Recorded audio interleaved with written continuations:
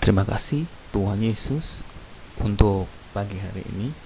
Kalau kami diberi kesempatan untuk kembali datang beribadah di hadirat-Mu, pagi ini kami semua datang untuk merenungkan dan mendengar kebenaran firman Tuhan.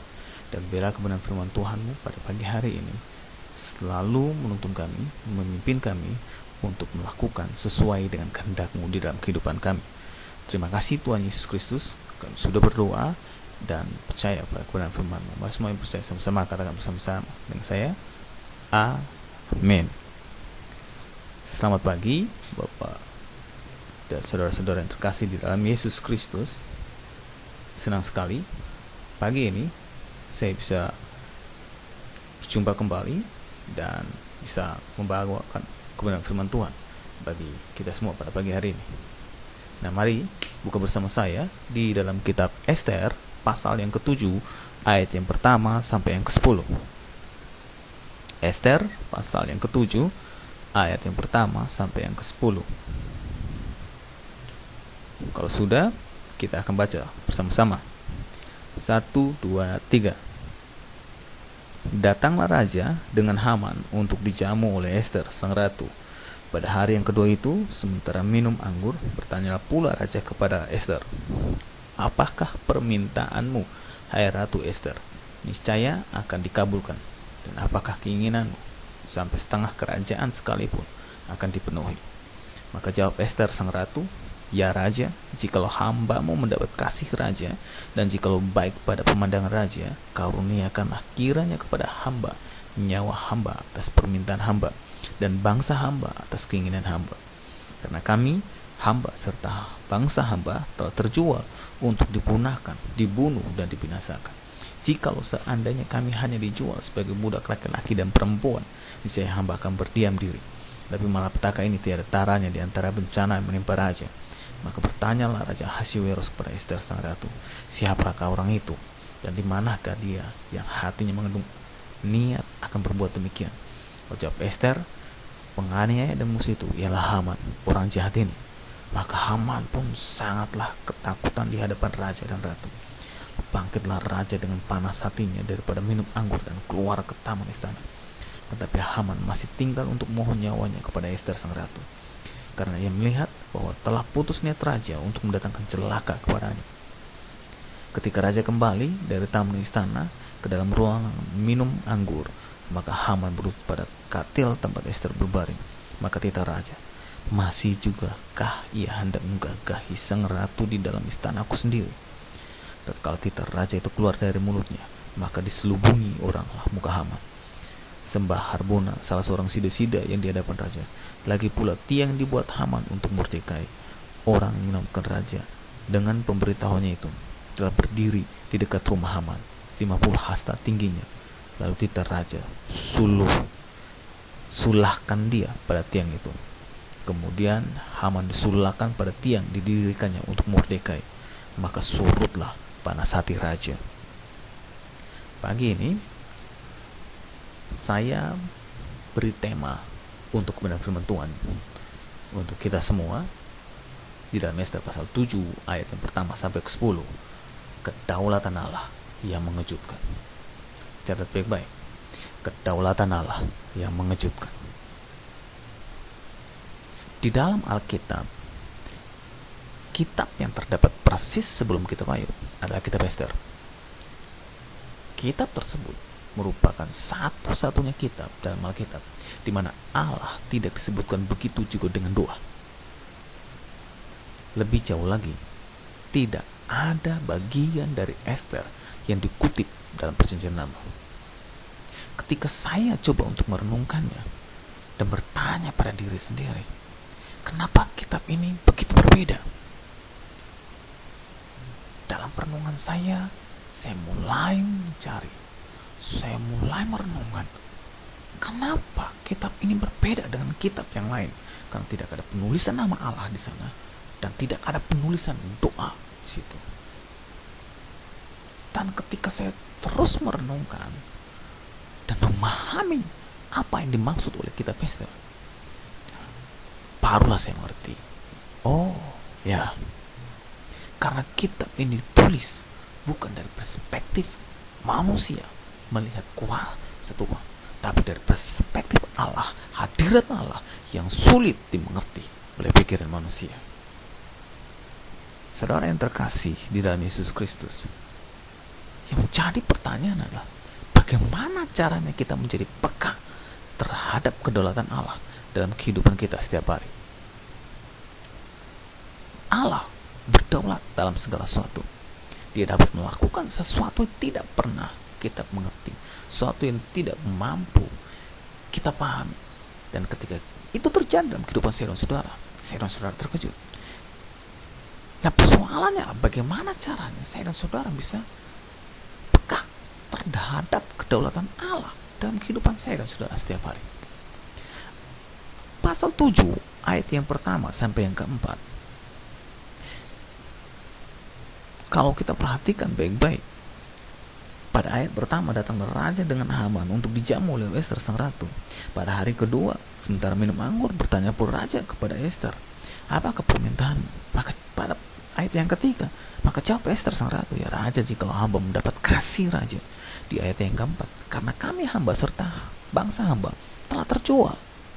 Saudara, di dalam keempat pasal ini, ketika saya dan saudara melihat bagaimana caranya kita menjadi peka terhadap kedaulatan Allah, Tuhan katakan di ayat yang pertama sampai keempat, miliki telinga yang peka dan hati yang bijaksana.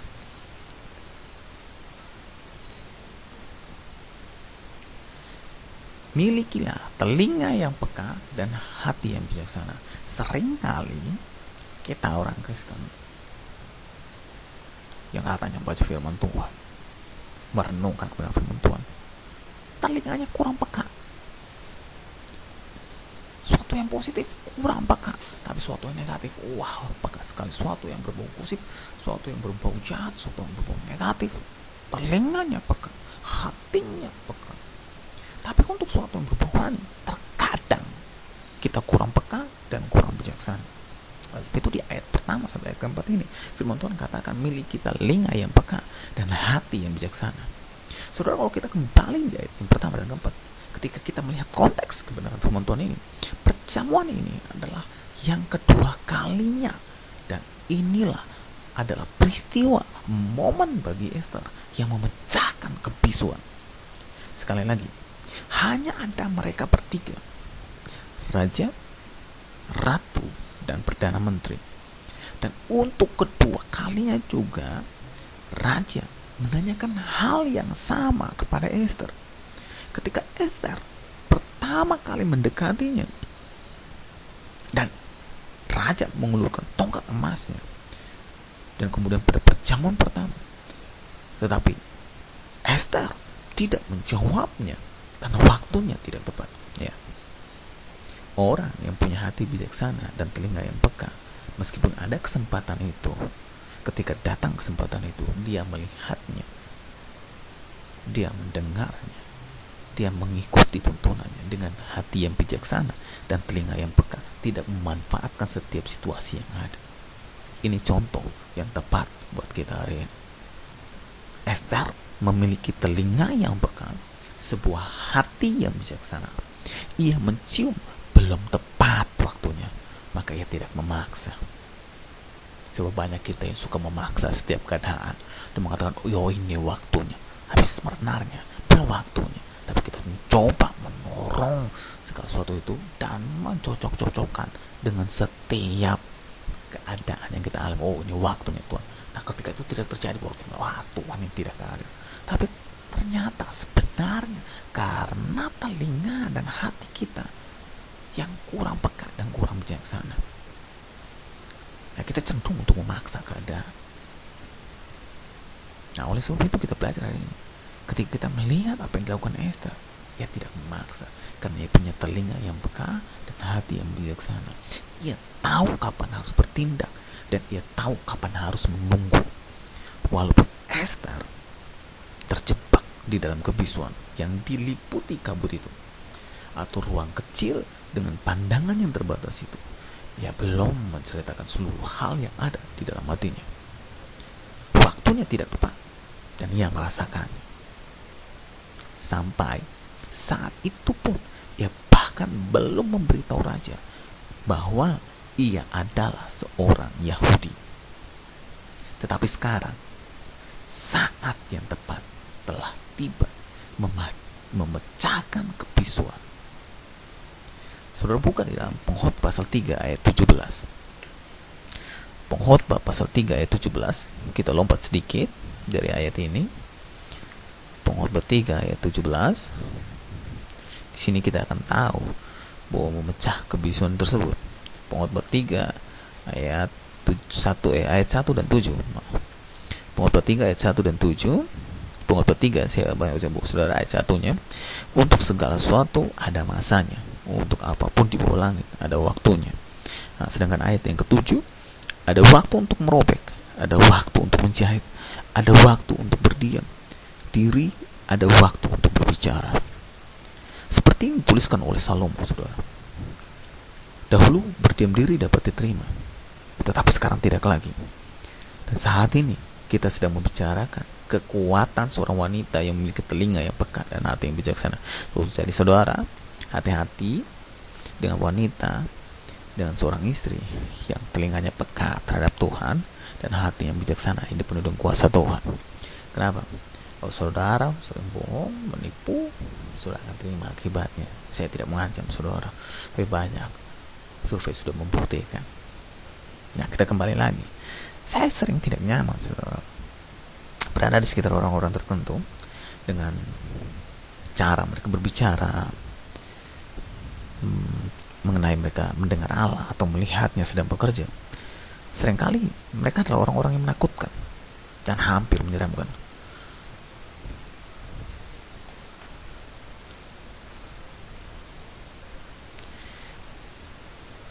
Allah, kenapa saya katakan begitu, saudara? Karena Allah memberi pikiran kepada saya dan saudara. Allah memberi akal budi. Allah memberi kepekaan yang unik yang dibangun ke dalam rohani saya dan saudara. Dan ke dalam sistem setiap orang disetel sama Allah secara berlainan. Allah ingin menyatakan kehendaknya dan mengajar saya dan saudara, sementara saya dan saudara menanti. Jadi ketika saya dan saudara sedang menanti, jangan mulai mencari hal yang menyeramkan. Seringkali saya dan saudara kebanyakan mencari suatu hal yang sangat menyeramkan, pada saat sebenarnya kita harus menanti dan menunggu cara Allah bekerja dalam kehidupan kita. Seringkali kita memaksa. Nah, ini hal-hal yang menyeramkan yang seringkali membuat kita jauh dari Allah dan seringkali membuat kita jatuh dan menyalahkan Allah. Kalau saudara lihat di dalam 2 Korintus pasal 5 ayat yang ke-7, 2 Korintus pasal 5 ayat yang ke-7,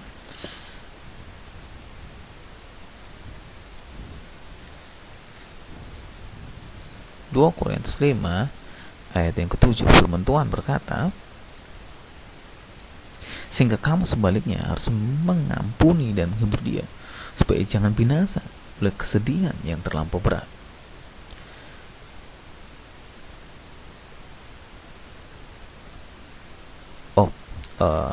Saya ulang lagi 2 Korintus 5 ayat 7.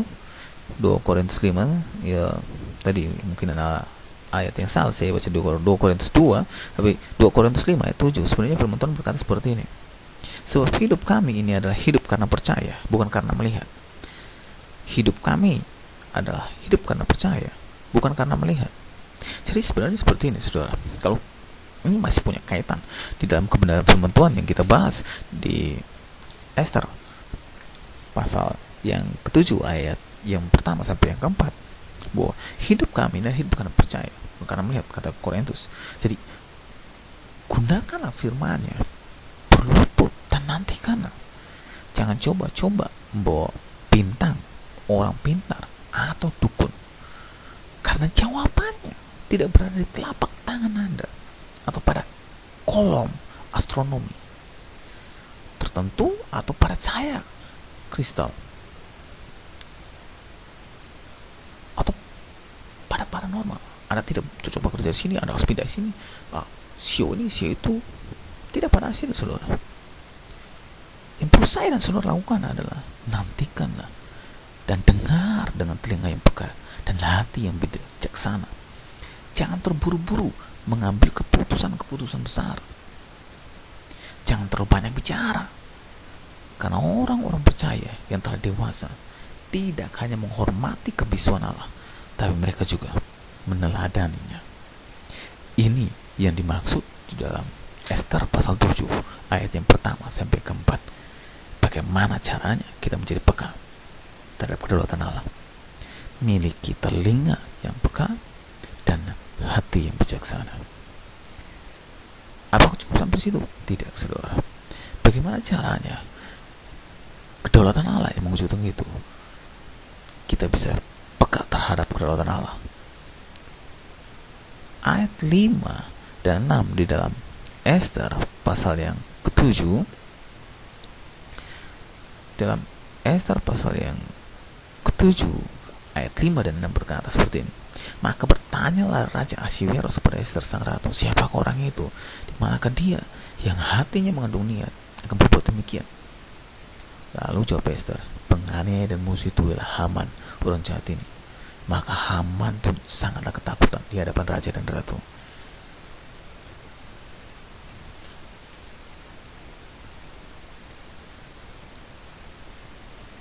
Selalu bisa bayangkan,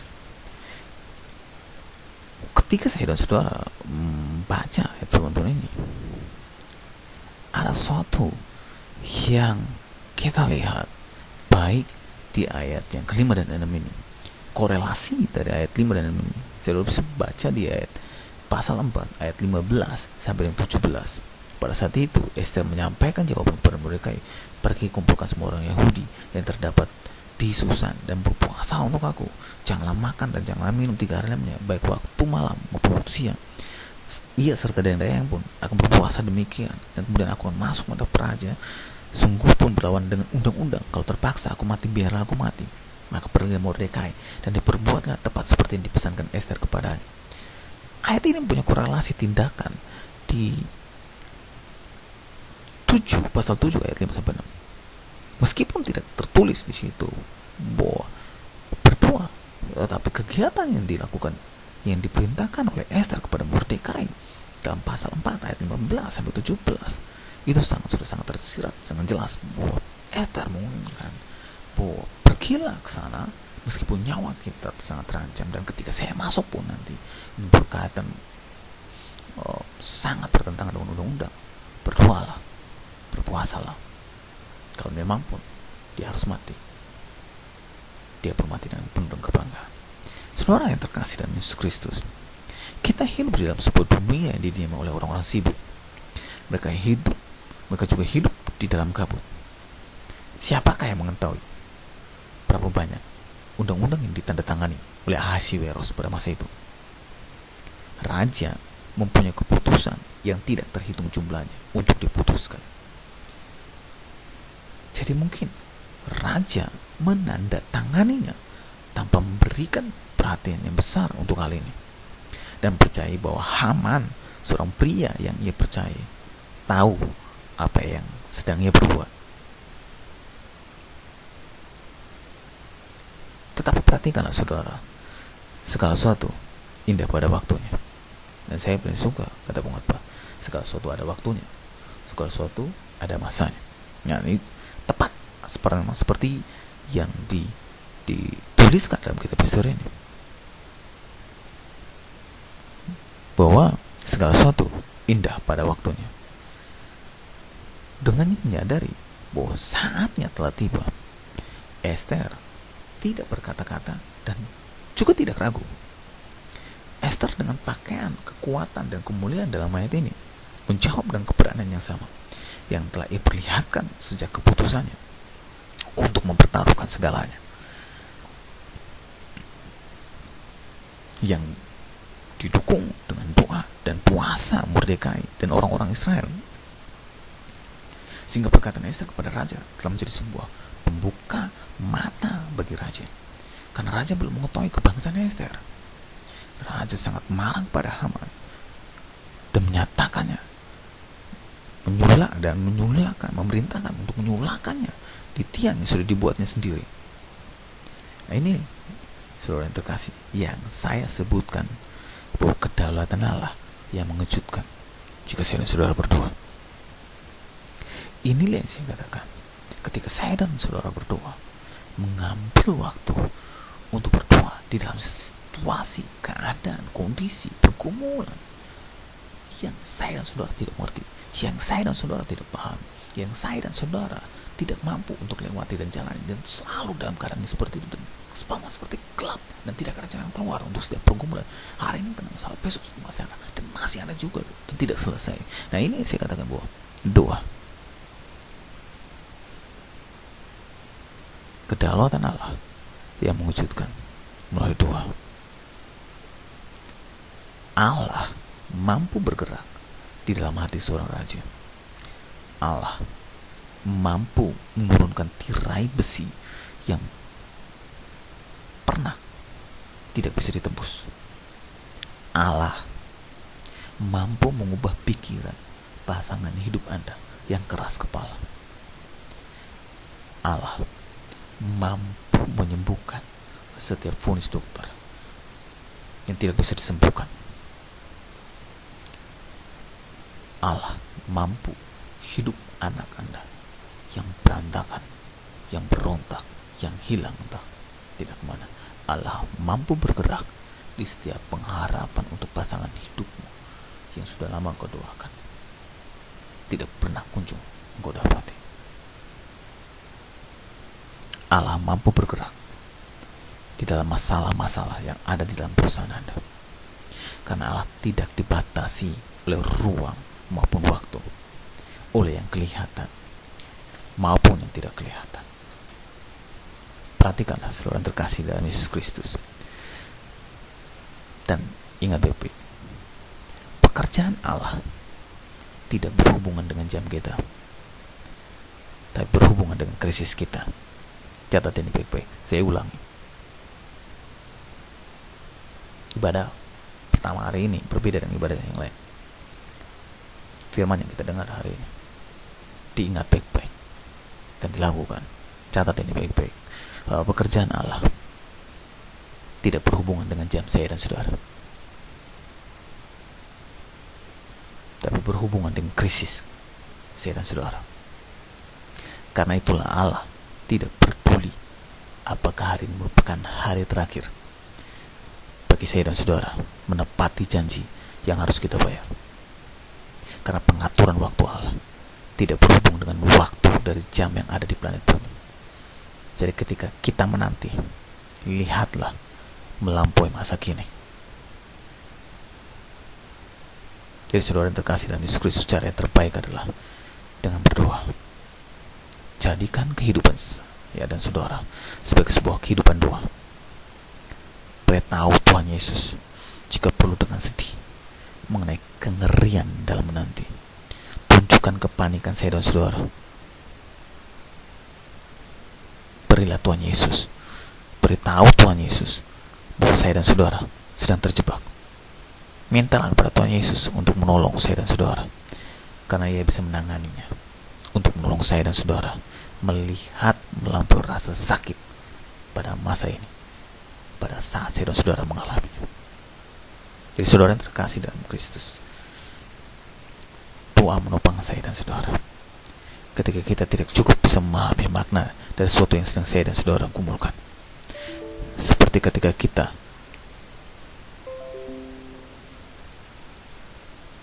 sedang berurusan keputusan-keputusan besar atau bekerja dengan orang-orang yang sulit untuk kita pahami. Doa memberikan kepada saya dan saudara sebuah perspektif yang menenangkan dan jalan keluar untuk setiap pergumulan saya dan saudara. Hari ini kita mendengar kebenaran firman Tuhan bahwa kedaulatan Allah mengejutkan. Kedaulatan Allah yang mengejutkan. Tapi ketika saya dan saudara punya hati yang peka, hati yang bijaksana, telinga yang peka, dan dilalui dengan doa, saya yakin kita akan menemukan jalan keluarnya di dalam Yesus Kristus. Karena pekerjaan Allah tidak berhubungan dengan jam kita, tapi berhubungan dengan krisis kita. Mari kita berdoa. Tuhan Yesus Kristus, kami mengucap syukur pada pagi pagi hari ini, ketika kami semua berkumpul untuk merenungkan mendengar kebenaran firman Tuhan. Hamba berdoa, menyerahkan setiap kebenaran firman Tuhan yang telah ditabur, biarlah setiap jemaat-jemaatmu yang pagi hari ini mendengar, mereka memiliki telinga yang peka dan hati yang bijaksana, dan selalu bertekun di dalam doa, dan membawa dalam setiap krisis mereka dalam doa. Dan biar pekerjaanmu yang tidak berhubung dengan jam para jemaatmu di tempat ini, berhubung dengan krisis mereka, terus engkau nyatakan, terus engkau tenangkan hati mereka, hidup mereka, untuk mereka melihat jalan keluar untuk setiap pergumulan mereka alami. Terima kasih Tuhan Yesus Kristus. Hamba sudah selesai berbicara, dan waktu selanjutnya kami bertaruhkan dalam tangan Tuhan, dan biarlah kami hidup sesuai dengan tuntunan pimpinan kebenaran firman-Mu. Kami sudah berdoa dan mengucap syukur. Amin.